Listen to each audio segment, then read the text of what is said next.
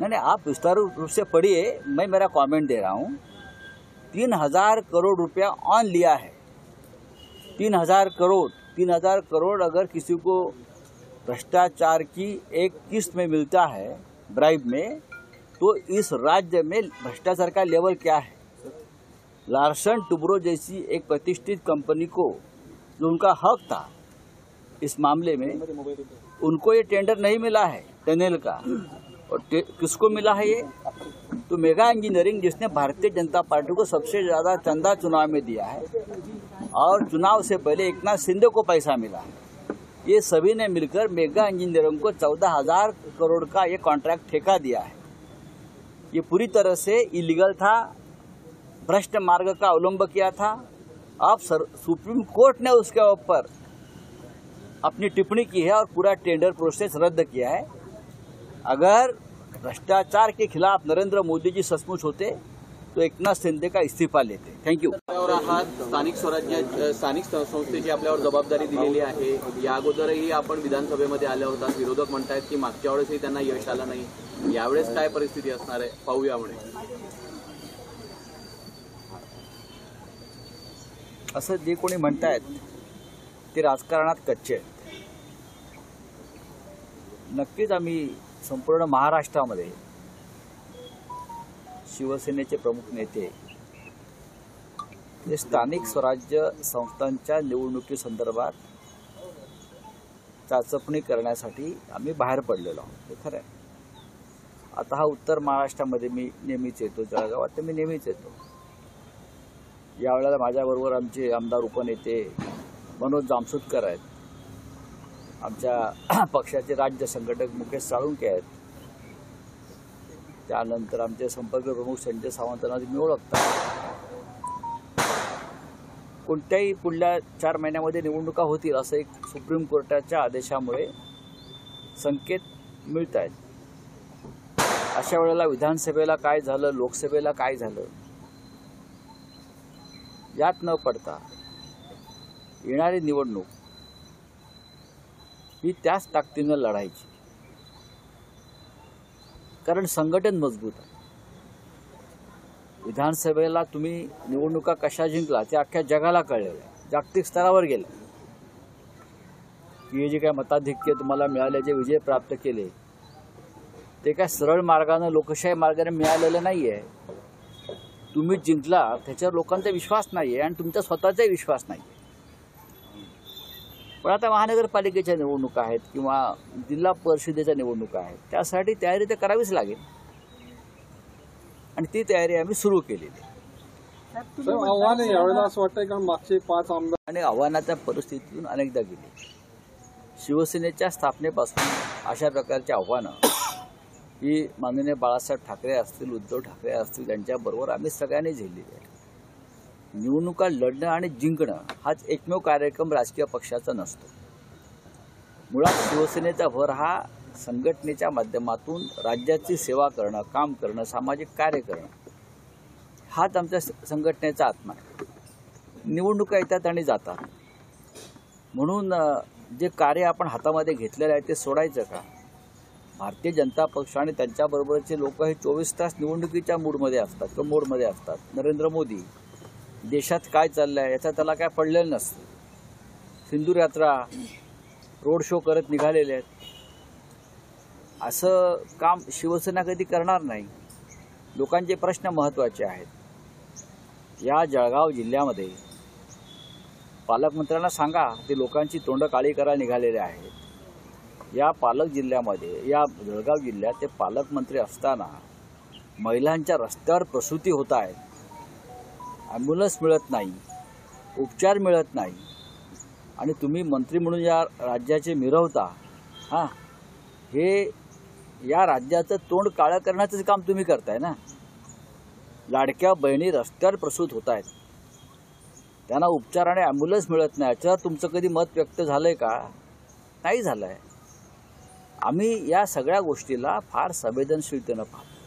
प्रताप सरनाईक म्हणतायत की आता हिंदी भाषा लाडकी बहीण नाही असेल ते। आता बाळासाहेब ठाकरेंनी जी शिवसेना स्थापन केली, हिंदुहृदय सम्राटांनी, ही मराठी माणसाच्या उद्धारासाठी, कल्याणासाठी त्याला स्वाभिमानानं मराठी म्हणून जगता यावं आणि मराठी भाषेचा सन्मान राहावा, तेव्हा लाडकी बहीण दुसरी कोणी, मावस बहीण, आते बहीण हे प्रकार नव्हते. आणि आता हे लोक म्हणतात आम्हीच बाळासाहेब ठाकरेंचे वारसदार. बरं का, हेच म्हणतात आम्ही बाळासाहेब ठाकरेंचे वारसदार. त्यांचे जे कोणी नेते आहेत त्यांना विचारावं, हा जो विचार आणि भूमिका आहे मराठी संदर्भातली, हीच तुमची मुख्य भूमिका आहे का? ते जे विचार मांडतात हा भारतीय जनता पक्षाचा विचार, हा अमित शहांचा विचार आहे. आणि मी वारंवार सांगतो, यांच्या पक्षाचे नेते अमित शहा आहेत किंवा यांच्या पक्षाचे प्रमुख अमित शहा आहेत. त्याच्यामुळे अमित शहाना जे बोलायचं तेच हे बोलतात. उन्मेष पाटील आणि करण पवार जे लोकसभेला आपल्यावर आले ते सध्या कुठे दिसत नाही. आत्ताच आहेत, कुठे आहेत? हां, आता माझ्याबरोबरच आहेत. ते पाठीमागच्या गाडीत आहेत. करण पवार आहेत, ते लोकसभेचे संघटक म्हणून त्यांच्यावर जबाबदारी. उन्मेष पवार हे अनेकदा आमच्याबरोबर कामासाठी असतात आणि त्यांच्यावर सुद्धा लवकर जबाबदारी सोपवली जाईल पक्ष संघटनेची. फक्त ती कोणत्या प्रकारची सोपवावी या संदर्भात आम्ही चर्चा करतो आहोत. आणि प्रोजेक्टचा ब्रेक मिळाला सर. सूर्यदादांची भेट घेतली, काय चर्चा आली? ती चर्चा काय झाली हे सांगणं हे कोणाच्या सोयीचं नाही आहे. त्यांची मदत घेतली जाणार या निवडणुकांमध्ये. बघा, सुरेश दादा आता सक्रिय राजकारणात नाहीत, पण या जिल्ह्याच्या विकासामध्ये त्यांचं मोठं योगदान आहे. आजही त्यांचा इकडल्या राजकारणावरती पगडा आहे.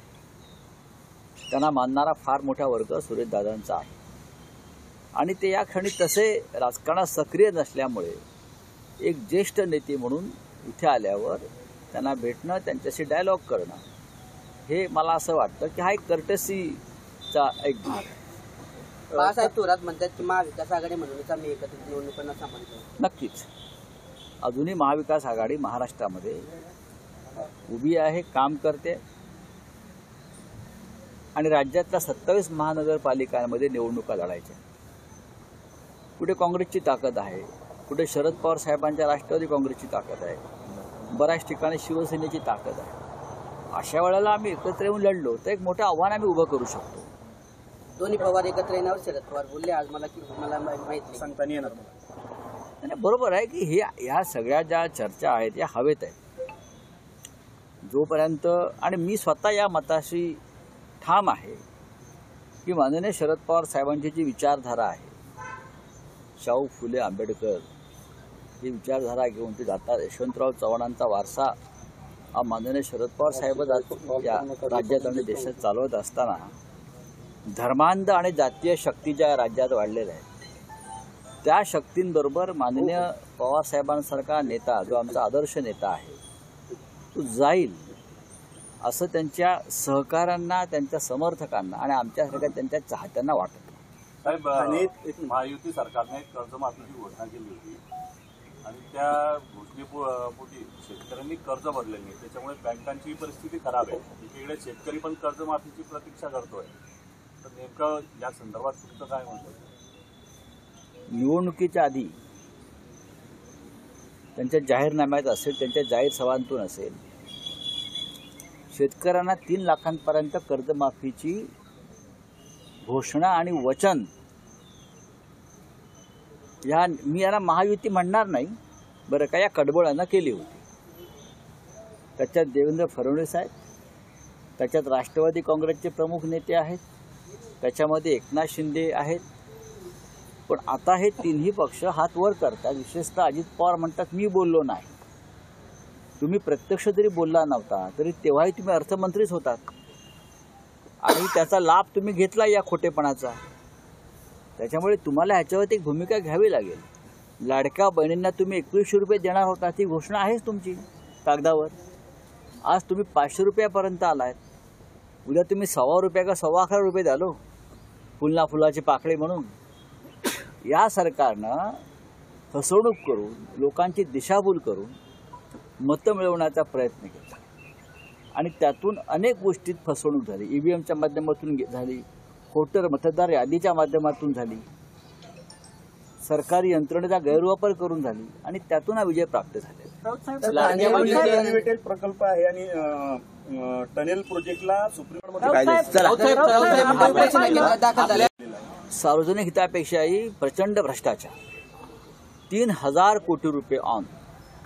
विचार करा, या महाराष्ट्रातला भ्रष्टाचाराचा रेट किती आहे. तर एका प्रोजेक्टमध्ये संबंधित सरकार किंवा संबंधित खात्याचे मंत्री हे 3000 कोटी रुपये जास्त घेणार होते. 3000 कोटी रुपये आकडा लक्षात घ्या. 3000 रुपये नाहीत किंवा 300 रुपये नाहीत किंवा 3 लाख रुपये नाहीत. 3000 कोटी रुपये एका प्रोजेक्टमध्ये जो मंत्री, त्या खात्याचा मंत्री मिळवतो, ही महाराष्ट्राची लूट. आणि त्या अशा हजारो कोटीतून निवडणूक मागच्या ह्याच्यात लढली गेली. हे जे मेगा इंजिनिअरिंग नावाचं प्रकरण आहे, यांनी भारतीय जनता पक्षाला सर्वाधिक निधी दिला इलेक्ट्रॉल बॉन्डच्या माध्यमातून. आणि याच मेगा इंजिनिअरिंगनी एकनाथ शिंदे यांच्या पक्षाला शेकडो कोटी रुपये दिले निवडणुकीच्या आधी, शेकडो कोटी रुपये. आणि त्याच माध्यमातून आमदार खासदार मतं विकत घेण्यात आली, यंत्रणा विकत घेण्यात आली. त्याची भरपाई म्हणून 14,000 कोटीचं टेंडर या टनेलचं हे त्यांना देण्याचं घाट रचला. पण लार्सन टुब्रो सारखी एक नामवंत कंपनी ती सुप्रीम कोर्टात गेली आणि सुप्रीम कोर्टाचे आभार मानले पाहिजे की त्याने महाराष्ट्र सरकारच्या भ्रष्टाचाराचा मुखवटा टराटरा फाडून देशासमोर आणलं की या राज्यामध्ये काय चाललंय. खरं म्हणजे संबंधित खात्याचे जे मंत्री आहेत, एकनाथ शिंदे MMRDA सांभाळतात, त्यांचा राजीनामा मुख्यमंत्र्यांनी मागायला पाहिजे, कारण हा भ्रष्टाचार आहे. मेगा इंजिनिअरिंगकडून इन ॲडव्हान्स हजारो कोटी रुपये लोकांनी घेतलेले आहेत आणि त्या बदल्यात नियमबाह्य पद्धतीने टेंडर त्यांना देण्याचा प्रयत्न झाला. बॅरिस्टर अंतुल यांनी प्रतिभा प्रतिष्ठानसाठी पैसे गोळा केले 2-5 कोटी रुपये. तेव्हा काँग्रेसनं त्यांचा राजीनामा घेतला. लक्षात घ्या, शिवाजीराव पाटील निलंगेकरांचा राजीनामा काँग्रेसने घेतला कारण त्यांच्या मुलीचे मार्क वाढवण्याचा एक प्रकरण समोर आलं. ही परंपरा आहे या महाराष्ट्राची. आणि 3000 कोटीचा भ्रष्टाचार सर्वोच्च न्यायालयानं समोर आणून सुद्धा देवेंद्र फडणवीस या गुन्हेगारांना तुरुंगात टाकायला तयार नाही आणि वर तोंड वर करून सांगतात प्रशासनातला भ्रष्टाचार मी सहन करणार नाही, जे भ्रष्टाचार करतील त्यांना तुरुंगात टाकलं जाईल. म्हणून आज सामनाचा अग्रलेख आपण जरूर वाचा. त्या अग्रलेखाचं हेडिंग आहे, टायटल आहे देवेंद्र मध्यवर्ती कारागृह. कारण त्यांच्या मंत्रिमंडळामध्ये तुरुंगात जायला पाहिजेत असे सगळे लोक आहेत.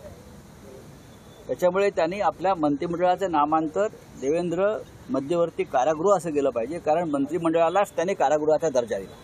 सर, भाजपचे जिल्हा अध्यक्ष जे आहेत ते प्रताप सर नाही कारण आरोप करतायत भ्रष्टाचाराचा. जिल्ह्याचे वगैरे सोडून द्या. आपल्या आहेत अनिल गोटे यांनी धुळ्यामध्ये शासकीय विश्रामगृहामधून कोट्यावधी रुपयाचा घोटाळा हा समोर आणलेला आहे. मात्र अद्यापपर्यंत त्याच्यावर गुन्हा दाखल झालेला नाही आणि कुठल्याही प्रकारचे पक्षमित्र जे आहेत ते त्यांच्यासोबत नाही आहेत असं आम्ही आहोत ना, आम्ही सगळे आहोत. अंदाज समितीच्या अध्यक्षांना नजराणा देण्यासाठी. अंदाज समितीचे अध्यक्ष कोण आहेत? अर्जुन खोतकर आहेत. कोणत्या पक्षाचे आहेत? एकनाथ शिंदे एसएनसी पक्षाचे आहेत. त्यांचं पूर्वचरित्र काय आहे? ते शिवसेनेमध्ये होते बरं का, आणि शिवसेनेत नव्हते. ते शिवसेनेतून का बाहेर पडले? तर त्यांच्यावर ईडी आणि सीबीआयची कारवाई सुरू झाली. एका प्रकरणामध्ये ईडी आणि सीबीआयची कारवाई सुरू झाल्यामुळे ते पळून तिथे गेले. हा त्यांचा पूर्व इतिहास आहे. 2 कोटीच्या आसपास रक्कम त्यांच्या PA सापडली. ती ठेकेदारांनी गोळा करून त्यांना आणली आणि 15 कोटीचा हिशोब होता. 10 कोटी रुपये त्यांच्या जालन्यातल्या घरी जमा करणार होते. या ठिकाणी दुसरं कोणी असतं तर ईडी, सीबीआय, इन्कम टॅक्सवाले धडाधड तिथे जाऊन पोहोचले असते. काय केलं? भ्रष्टाचारांना तुरुंगात टाकू असे सांगणारे देवेंद्र फडणवीसांनी कोणा गुन्हे दाखल केले? SITची स्थापना केली. कोणाच्या नेतृत्वाखाली आणि SITचे सदस्य कोण आहेत याची त्यांनी माहिती दिली आहे का? लोकांना फसवायचे धंदे बंद करा. राजसाहेब आणि उद्धव साहेब एकत्र येण्याची चर्चा पुन्हा सुरू हा? झालेली आहे. राजसाहेब आणि उद्धव साहेब एकत्र येण्याची चर्चा ही त्याच्यावरती मी वारंवार बोललो ना. धनंजय मुंडे ध्यान धारणेत गेले. आप बोलिए. सर ये आप बता रहे हैं कि